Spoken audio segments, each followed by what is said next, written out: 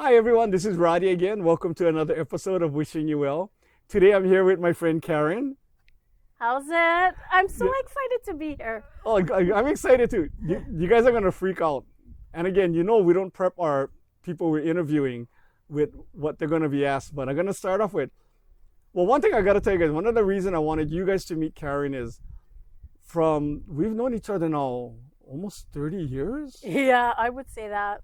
When we first met, I remember telling everyone, the one thing with Karen is whatever she tells you that she's 100%, she's real.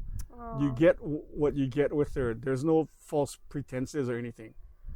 Now with that, I don't know if she remembers, but our lives have crossed paths a lot of ways. Yeah, We met in a theater, yeah. and I think we only did one play together, Was it Watcher of Waipuna? Watcher of Waipuna. Wow. But other than that, you've been assistant director in some plays. Yes, because I remember being the AD for Fighting Fire Yeah. and some of the other plays. Some of the yeah. other one. And so Karen can attest, she knew me and I think I told some of you guys in another episode, but remember Joe Shader? Yes. She was my first director. Oh, I didn't know that. And Joe said one day, she went, I liked you better when you was a nobody.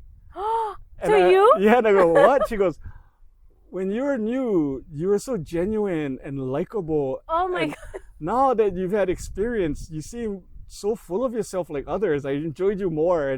That's so funny. And you've seen me go along the path from beginner to one that did a lot of stuff. And I've changed over it. And I'm not saying I changed for the good, but if you do that many plays, I think you got to have some ego somewhere.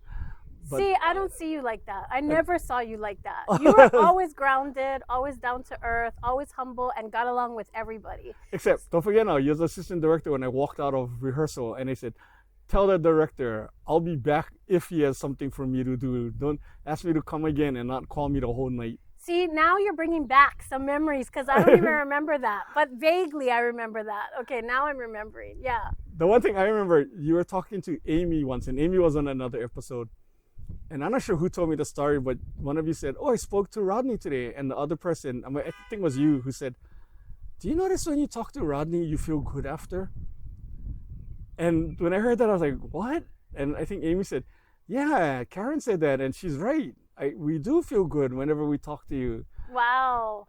And so, See, I don't even remember that. Oh my gosh, my memory is so gone already. and I don't want to get into the serious part yet. Okay. So, but keep that part in mind. When Karen needed a job, I got her a job at Maui Divers, Yes. Oh my gosh, that's right. being a tour guide. That's right. And this is how real Karen was. We can only take 8 to 10 people every 12 and a half minutes. Oh God. Because they got to watch a film, then they go a tour of the factory, then they shop.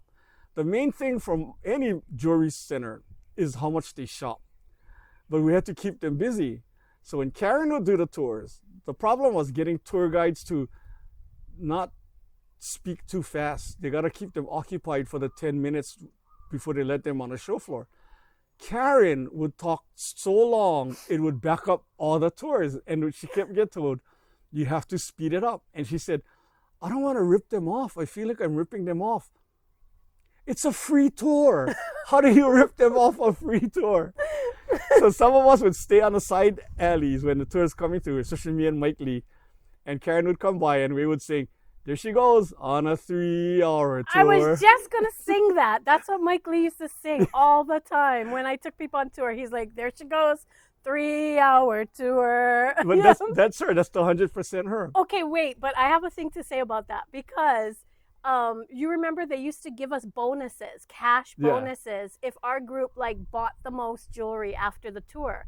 You know how many times I won that bonus? A lot. So I think it was worth it Do you know that that? I would talk to them and explain Do you what know the that- symbolism of the jewelry was. Wait, and and not that we're bragging, but do you know I hold a record? What? 75% of when I worked, I won it. Wow. Wow. And I wouldn't take the 3-hour tour. All right. But I even I wrote a little comedy skit once, and Karen she did it with me. It was for the Maui Divers Christmas Oh party. my gosh, that's right. Now I remember that. And we were hilarious. They didn't That was expect really good. Yeah, you wrote that. So now you guys can see we had some weird. Oh wait, I gotta tell you another weird thing. because Karen is very serious about her jobs, as you can tell, that 3-hour tour.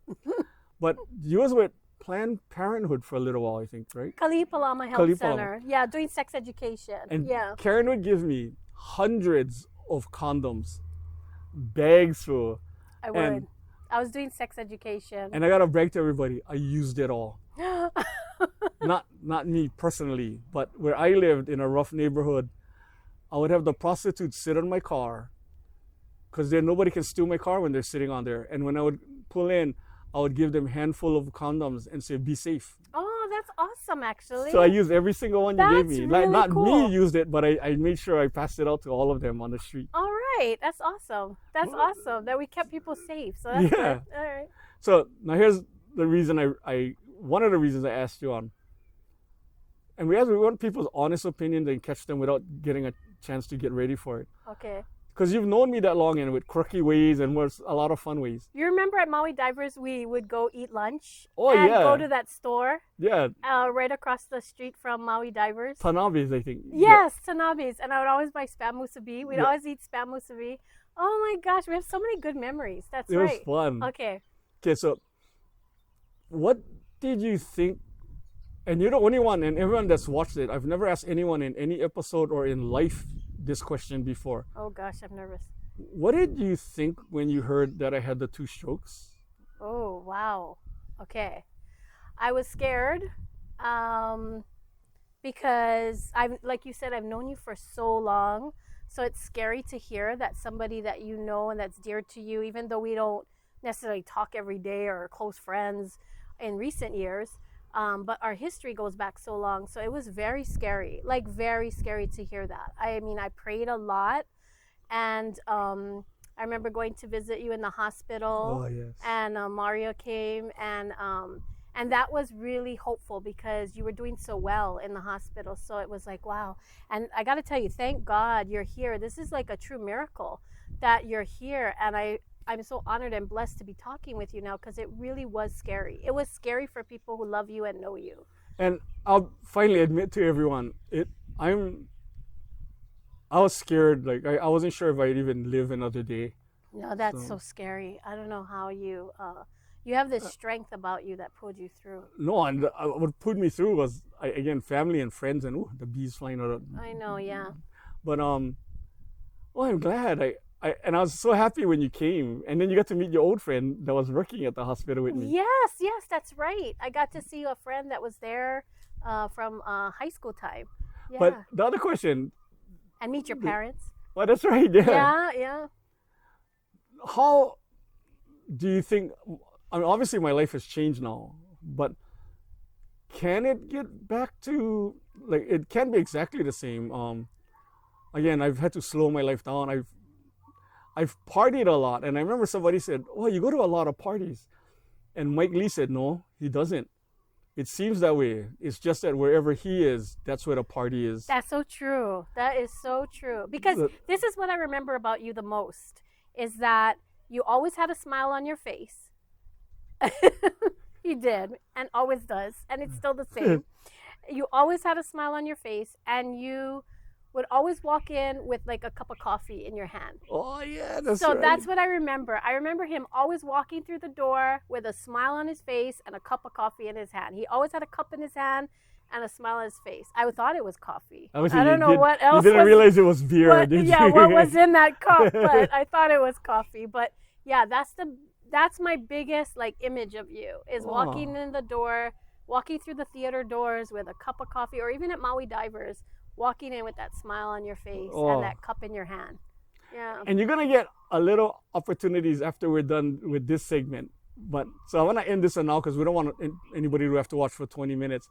But again, if you like it, don't forget to hit the like and subscribe and tell all your friends to do it.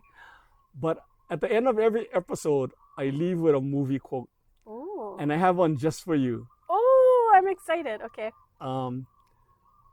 Sometimes the right path isn't the easiest path. Do you know what movie that's from? Sometimes I love that quote, and it's so true. Sometimes the right path isn't always the easiest path. Yeah. No, I don't know. That's from Disney's Pocahontas. Oh, see, I never saw I know, Pocahontas. but I know you'd like the quote because you I work love that really quote. hard, especially when you're committed to something as well. Yes. So Yes. this is Karen, folks. Bye bye, everyone.